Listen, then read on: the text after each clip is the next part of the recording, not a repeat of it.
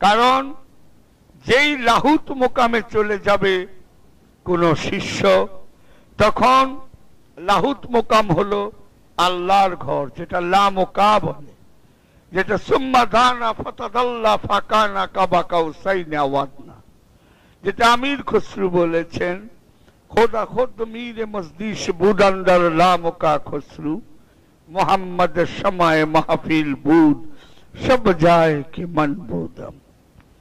এই লাহুত মোকামে যখন সাধক পৌঁছিয়ে যায়, যেই মাত্র যায় লাহুত মোকামে পাড়া দিল, সেই মুহূর্তে খান্নাস রূপী শয়তান বাঁ দিক দিয়ে পালিয়ে যায়, ডান দিক দিয়ে আপন গুরুও চলে যান। তখন সাধক অস্থির হয়ে চেয়ে দেখেন যে হায় হায়, আমার গুরুও নাই, খান্নাস রূপী শয়তানও আমার মধ্যে নাই।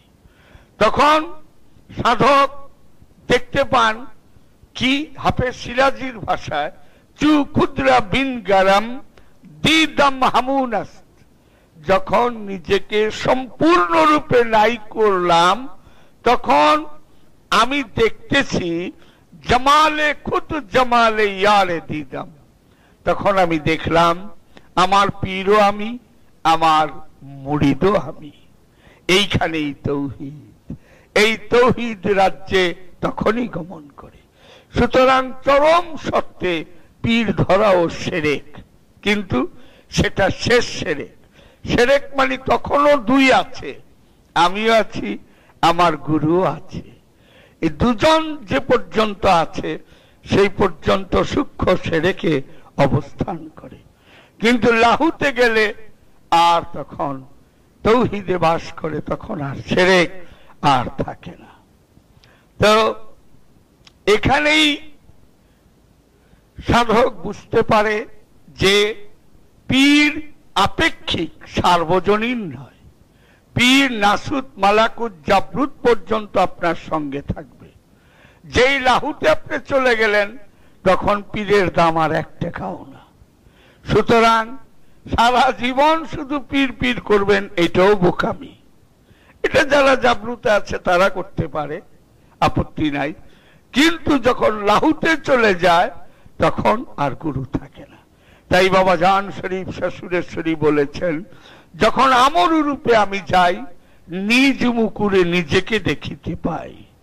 যখন আমি মুকামে লাহুতে গেলাম, তখন আমি আর শাহ সুফি ফতে আলী শাহকে দেখছি না, আমার গুরুকে।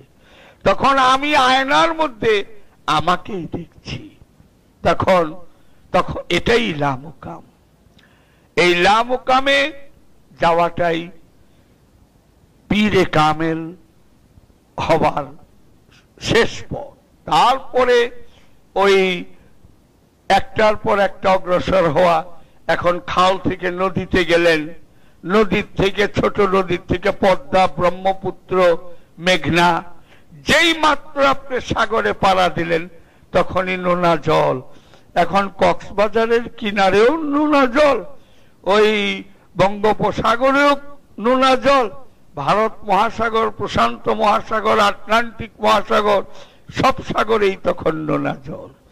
তাই তখন আর ভাগ হয়তো অনেক আছে, কিন্তু তখন আপনি মিঠা পানির থেকে লবণের পানিতে লাহুত মোকামে চলে গেলেন।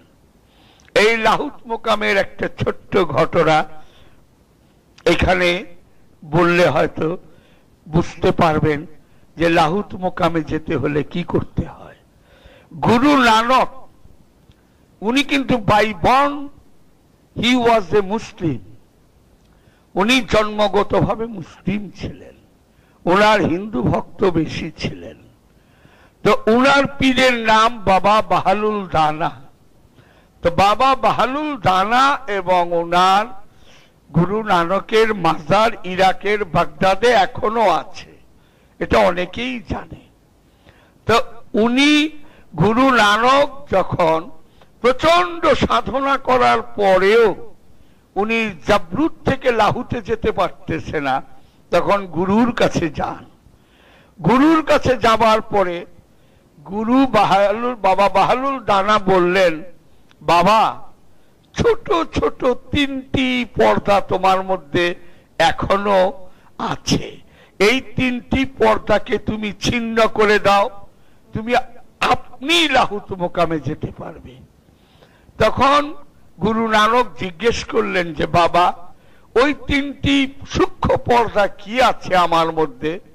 তখন বাবা বাহালুল দানা বললেন, বাবা নানক, তুমি জেনে রাখো, তোমার মনপ্রাণ চায় যে দুনিয়ার ইতিহাসে তোমার নামটি স্বর্ণাক্ষরে লিখিত থাক।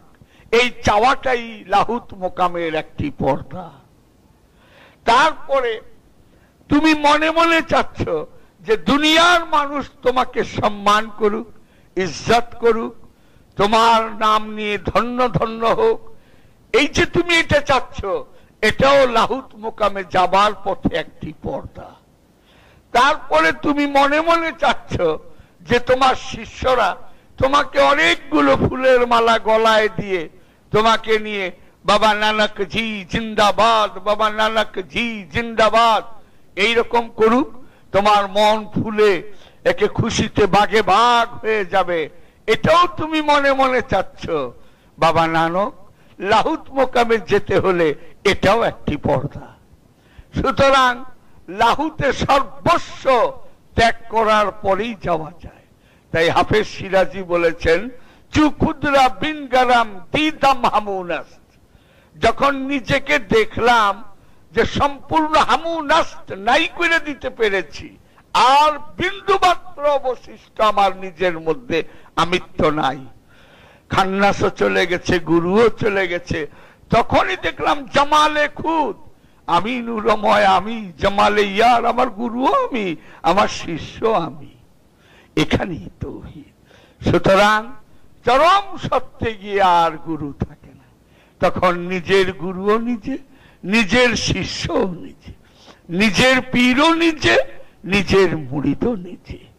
সুতরাং এই চরম সত্যের শিক্ষাটি আমাদেরকে ওই কামেল পীর অথবা কামেল পীরের সনদ প্রাপ্ত যে মুরাকাবা মুশাহেদা কেমন করে করতে হবে, কেমন করে এই লাইনের সাধনা করতে হবে, এগুলো যে শিখিয়ে দিতে পারবে, তার কাছে আপনারা চক্ষু বন্ধ করে মুরিদ হতে পারেন।